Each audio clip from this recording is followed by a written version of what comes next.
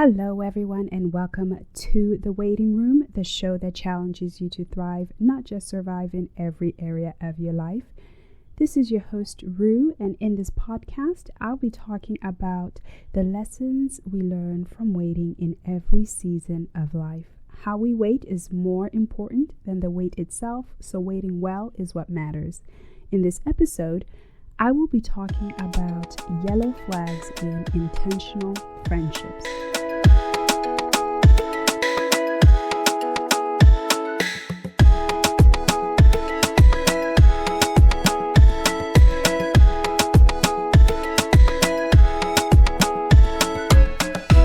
As I mentioned in the previous episode, I have been reading the book Intentional Relationships by Chris Suatocho and Dan Hoke. So the link is in the description. And it has a different approach to friendships and dating as we know it. So it's very counter-cultural. Chapter 10 of the book introduces the concept of intentional friendships. This is a time between just a general friendship and dating someone. And they talk about red, yellow, and green flags to look for in intentional friendships. So the last episode, I talked about some red flags to look for. And just a quick recap, some of those are compulsive lying, major debt due to poor spending, neediness, codependence issues, not being able to keep a job, living with their parents because of poor financial decisions, anger issues or violent temper, addictions of some kind, not respecting boundaries, forcing you to compromise. So those are some red flags. In this episode, I will be talking about yellow flags. So these aren't necessarily deal breakers, meaning you don't need to stop your intentional friendship, but they are cautionary and should be prayed through and considered. These are flags you don't want to ignore, so you should ask for more questions when needed for clarification and have that conversation with that person, maybe bring it to their attention because they might not realize what they're doing. All right, so I have a list of some yellow flags I'll be going through, and granted, this is not exhaustive. I'm sure you could add to the list. And if you have any to add, I definitely would like to hear what you have to say. So number one is inconsistent stories. Things they tell you change in the next conversation. Okay, so they're not necessarily lying, but it's just some things don't add up. Number two, their former relationship, spouse, ex-girlfriend, ex-boyfriend tries to get in touch with you, is trying to contact you, maybe give you warning, or maybe they're trying to get you to not be interested in that person. So just things like that. If you have any interference, that's something that should be resolved before a healthy relationship can progress. Number three, political differences. So for some people, these are deal breakers. In others, it's really not a big deal. But a lot of times, political differences have to do with core values. And so do they believe in the sanctity of life, or what is their definition of marriage? And so that would affect their political views. So if you're on opposite ends of the spectrum, that could cause friction down the road. And you're not trying to convince the other person to change your mind, or you're not trying to have them join your political party, but you just want to know where they stand and accept them for who they are, what they believe, and decide, is it something you're willing to live with for the rest of your life? If not, then just be friends and find somebody else you're more compatible with. Number four, lack of spiritual growth based on the number of years they've been a Christian. So the Bible tells us the longer you've been a Christian, you grow, you mature. If they're not changing, if they're the same person they were 10 years ago when they first got saved, they haven't progressed and they're not getting victory in certain areas of their life, that could be a yellow flag, because lack of growth is concerning, especially being a Christian. And we have the grace of God that helps us and become better, and we're constantly changing. So if they're not applying it to their lives, that could be something they need to work on individually before they enter in a relationship. All right, number 5, different denominations or doctrinal beliefs. So once again, similar to political differences. So here you might not convince a person to switch denominations or have them change their church. But once again, you are accepting them for who they are, what they believe. And if it is in contradiction to what you believe, or if it doesn't line up, then that should be a warning sign or something that you might want to stop and consider, because you don't want to continue a relationship. And because personally, my faith is very important to me and what I believe. So somebody who would believe any differently would not be a compatible match for me. All right. Another yellow flag is medical or school debt. We understand, a lot of adults have some kind of debt, especially when it comes to college debt or medical expenses. So that's something this is something that needs to be talked about. So it's not necessarily a deal breaker. You're not going to not progress a relationship because somebody has had medical expenses, but knowing ahead of time, like, hey, I have X amount of dollars in debt. This is, what you could potentially get yourself into, is better than not having that conversation. And then later on, as you get married or you start dating, you get engaged, you get married, you find out this person has $50,000 in student loan debt that they didn't tell you about. So have that conversation ahead of time so you can make a plan, figure out what you're going to do, and get out of debt as soon as possible. Another yellow flag is being a workaholic or unbalanced work life. Okay, so what are their priorities? Do they constantly put work first above everything else?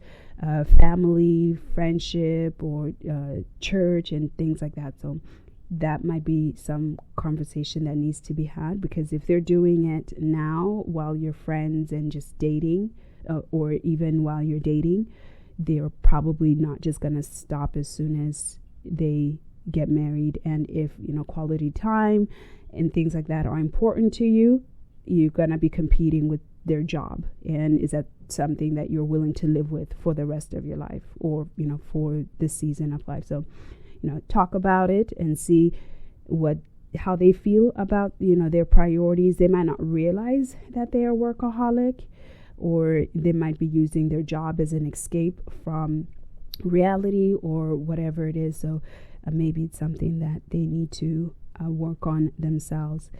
All right, another yellow flag is being married once or more before, with or without grounds for divorce. Why did their previous relationships dissolve?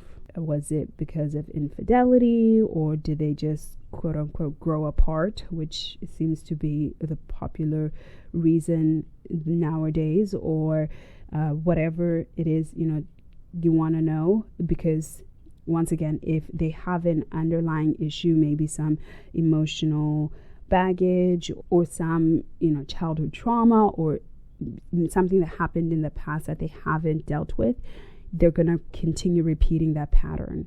And if they dissolved one marriage for some trivial reason, who's to say they won't do it again? Talk about it. Another yellow flag is bad manners or hygiene. Okay, so this seems rather petty, but honestly, I think it's very important how you take care of yourself.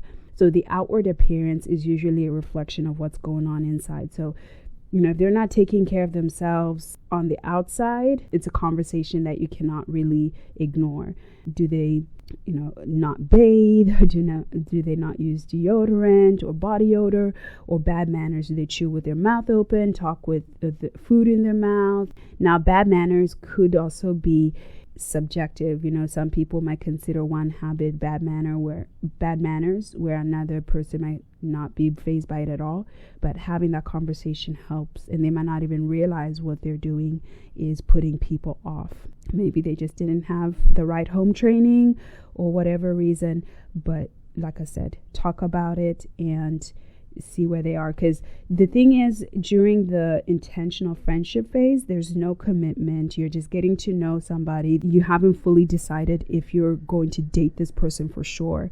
And once you date somebody and you are interested in a relationship in them, and you're heading towards engagement and marriage, a lot of these flags or these bad habits don't just go away. So, and from what I've been told, they actually, marriage amplifies a lot of things. So if it bothers you now while you're just friends, it's probably going to bother you later on when you're deeper in the relationship.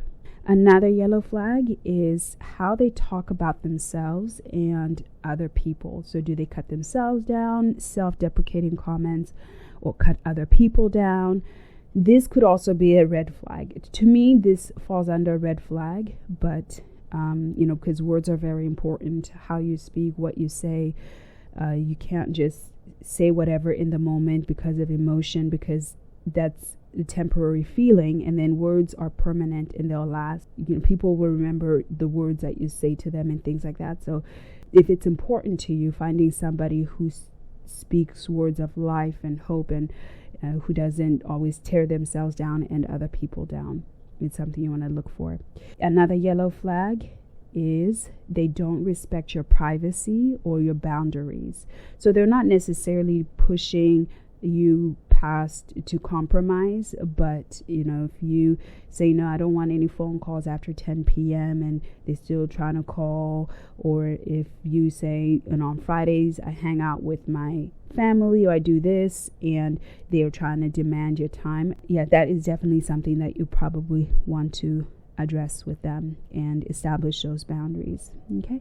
Another red flag could be obsession with sports or hobbies or video games or anything that would interfere with daily living. So if they're putting their life on hold because of this hobby or this one thing, that could be a yellow flag. If it borders on idolatry, if they're worshiping this thing, putting it, before going to church or hanging out with their friends, or, spending time with family, or doing something productive, or working and things like that, that could be something that they need to address and get a handle on. All right, so those are just a few yellow flags, and like I said, there could be more. If you do have other examples, please share those with me. You can email me at thewaitingroom@gmail.com, or you can send me a message on Instagram at thewaitingroom, or leave a comment on my website, and the links are in the description. So keep in mind, a lot of these yellow flags might be good conversational starters, and we all have bad habits, and sometimes we don't realize that something is wrong until it is pointed out to us. So we all have blind spots, and that's something I'm going to talk about some more in the future. And until somebody brings it to our attention, says, hey, do you know, whenever you say things this way, or whenever you do this, or you roll your eyes, or you do that, that puts people off. Once it's brought to your attention, you're more aware of it and you're more likely to correct it. So with a lot of these yellow flags, we are creatures of habit, and we do the same things over and over again, because that's, less work, the path of least resistance. But if it's something that's hurting us, we definitely need to work on that area and grow and change. I think yellow flags could potentially become red flags if somebody is unwilling to change or take responsibility for their actions or behaviors. Another question is, can yellow flags turn green? The answer to that is yes, I think they can. We all have weaknesses and personal struggles, and we all have to work through. And like I said, once it's been brought to our attention, we're more likely to, be aware of it and want to change that, and be a better person in that area. So some important questions to ask, and I mentioned these in the red flags episodes, and you can go back to episode 25 and listen to catch up. But important questions to ask while you're trying to figure out whether these red or yellow flags could become green are, did their issue occur years ago, or was it a youthful mistake? Is it something that's reoccurring? Another question could be, Are these flags in areas where they have seen growth or improvement? Have they changed? Or you could ask whether they're open to feedback related to their flags. Are they teachable? Are they working on their problem alone or with somebody? Do they have accountability, which is very important? Once you have accountability, you're more likely to change because you have people checking in on you and keeping you honest. And another question is, have any of these problems caused broken relationships in the past? Have they healed? Have they reconciled? And so forth. Do they take responsibility for their problems? And I think that's one of the biggest questions is, how do they see their problem? How have they grown past? Do they understand where they fall?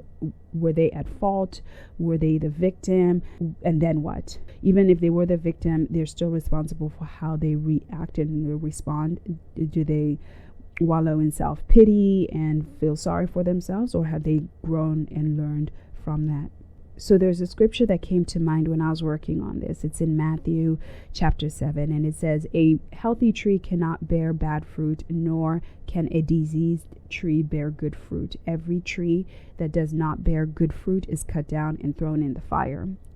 So you will recognize them by their fruit." Now, the context of the verse, context is very important. It was talking about false prophets, how to recognize false prophets. But I think the truth applies in other areas of life, such as relationships. You can tell somebody's growth, tell how they're doing by the fruit of their lives, the words that they speak, the actions, what they spend their time on, money on, and things like that. So that kind of should be in line with what's going on in their hearts. So with these yellow and red flags, they're usually a result of deeper issues. Are they working on it? Are they, looking for help, reaching out, seeking the word, reading their word, seeking wise counsel, and growing past it? So as I mentioned before, I think the most important thing with these flags is communication. Talk about these issues as they come up. Just bring it up. And it doesn't have to be a confrontation. And whenever you're disagreeing with somebody, it doesn't have to be a fight, or you can just point it out like, have you always done this? Or when you do this, do you realize this is how you come across, or that kind of thing? And open it up, talk about it, and see what the other person has to say. Open the doors for communication and clear up any misunderstandings, or get clarity, so you can both grow and decide down the road whether you want to progress to a dating relationship, or if this is something that it might be best that you stay friends, go your separate ways, and work on yourselves before you commit to a relationship with that person or with anybody else. As I mentioned, these are notes from the book Intentional Relationships. The link is in the description. Pick up a copy, read through it, and I recommend it to anybody who's single or even married as well. That way you can share it with others, and this could also help in your relationship too. For this week, I want to challenge you. Look at your own life. Are there any of these areas that you need to work on? Maybe you will see yellow flags in other people, but what about you? Do you have yellow flags in your life that you need to resolve, grow past whatever issue or whatever is holding you back in this area? All right. That is it for today's episode, folks. I would like to thank you for your time and for joining me here in the waiting room. Look out for my next episode. In the meantime, please share this podcast with a friend. And once again, I'd love to hear what you have to say regarding these flags, red, yellow, and green flags in relationships. You can send me an email or message me on Instagram or on my website. Until then, take care.